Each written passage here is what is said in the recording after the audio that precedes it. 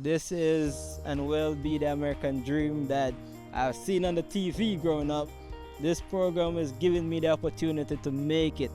So I came to this program with the hopes of starting a new career in overhead lineman work. I came the first day, I did not make it for the cut. I didn't want to give up.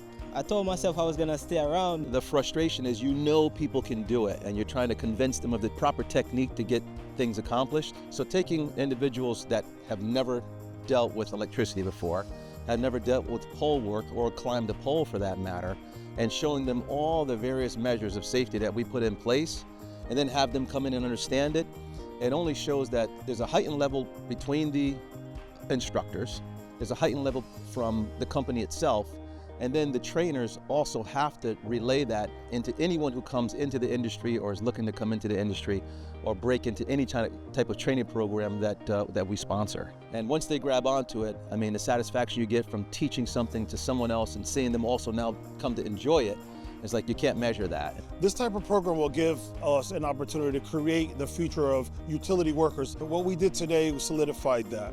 I like the technical aspect to lineman work, the construction, the pole climbing, and just serving the community in which I live. So working with these guys really has been life-changing for me. These trainers are professional in what they do.